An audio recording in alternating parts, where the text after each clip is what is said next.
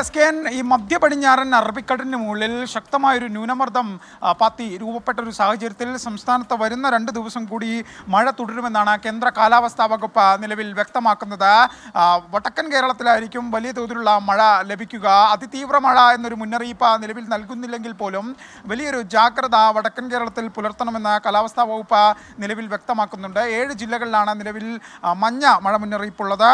2 ജില്ലകളിൽ കണ്ണൂർ, കാസർഗോഡ് ജില്ലകളിലെ orange alert അതുപോലെ നിലനിർത്തുകയും നിലവിൽ ചെയ്തിട്ടുണ്ട്. ഏതായാലും കാലാവസ്ഥാ വകുപ്പ് ഈ ന്യൂനമർദ്ദത്തിൻ്റെ ഗതി ഉൾപ്പെടെയുള്ള കാര്യങ്ങൾ പരിശോധിച്ചു വരികയാണ്. ഇതിൻ്റെ അടിസ്ഥാനത്തിൽ പുതിയ അപ്ഡേറ്റുകൾ കാലാവസ്ഥാ വകുപ്പിൽ നിന്ന് വരും മണിക്കൂറുകളിൽ ലഭ്യമാകും. എന്തായാലും സംസ്ഥാനത്ത് പൊതുവിൽ ഒരു ആശങ്കപ്പെടേണ്ട സാഹചര്യമില്ല. പക്ഷേ ജാഗ്രത വേണമെന്നൊരു മുന്നറിയിപ്പാണ് കാലാവസ്ഥാ വകുപ്പ് നൽകുന്നത്. ഇന്ന് മഴയുടെ പശ്ചാത്തലത്തിൽ വിവിധ ജില്ലകളിൽ സ്കൂളുകൾക്കുൾപ്പെടെ സർക്കാർ അവധി പ്രഖ്യാപിച്ചിരുന്നു. അത്തരത്തിൽ ഉദ്യോഗസ്ഥരോടുൾപ്പെടെ ജാഗ്രത പാലിക്കാനുള്ളൊരു നിർദ്ദേശം സംസ്ഥാന സർക്കാർ കഴിഞ്ഞ ദിവസം തന്നെ നൽകുകയും ചെയ്തിരുന്നു. ഇന്ന് ഒരു ജില്ലകളിലും തീവ്ര മഴ മുന്നറിയിപ്പ്, റെഡ് അലേർട്ട് നിലനിൽക്കുന്നില്ല. 2 ജില്ലകളിൽ മാത്രമാണ് ഓറഞ്ച് അലേർട്ട് ഉള്ളത്. മറ്റ് 7 ജില്ലകളിൽ മഞ്ഞ മഴ മുന്നറിയിപ്പും നിൽക്കുന്നുണ്ട്. കൂടുതൽ വടക്കൻ കേരളത്തിൽ തന്നെയായിരിക്കും മഴ ഉണ്ടാവുക. മധ്യ കേരളത്തിലും ഇതുമായി ബന്ധപ്പെട്ടൊരു ജാഗ്രത പുലർത്തണമെന്നൊരു നിർദ്ദേശം നിലവിലുണ്ട്. എന്തായാലും സംസ്ഥാനത്ത് ആശങ്കപ്പെടേണ്ട ഒരു സാഹചര്യം ഇല്ല എന്നാണ് കേന്ദ്ര കാലാവസ്ഥാ വകുപ്പ് പറയുന്നത്. ഒപ്പം തന്നെ ഈ മത്സ്യത്തൊഴിലാളികൾക്കുള്ള ജാഗ്രതാ നിർദ്ദേശം നിലവിൽ തുടരുന്നുണ്ട്.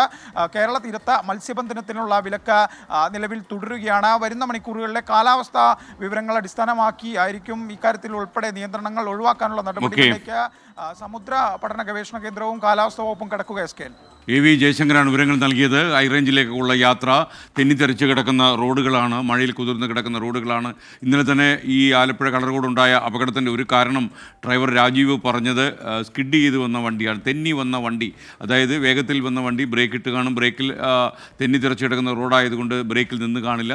ആ വണ്ടി തെന്നി ഒഴുകി വന്ന് വേഗത്തിൽ വന്ന ഫാസ്റ്റ് പാസിനിൽ ഇടിക്കുകയായിരുന്നു എന്നാണ് ഡ്രൈവർ രാജീവ് പറഞ്ഞത്. അപ്പോൾ വാഹനം ഓടിക്കുന്ന ആളുകളൊക്കെ ശ്രദ്ധിക്കുക, ജാഗ്രത വേണം. മഴ കേരളത്തിൽ പല സ്ഥലങ്ങളിലും പെയ്തുകൊണ്ടിരിക്കുകയാണ്. ഇപ്പോൾ ഷഫീർ മണ്ണാർക്കാട് പറയുന്നു, എവിടെ പിതിക്കിയാലും 24. ഇത് കണ്ട് ട്രെയിനിൽ കയറി ചങ്ങലയിൽ പിതുക്കി റെയിൽവേ പണിഷ് ചെയ്ത് കാണും.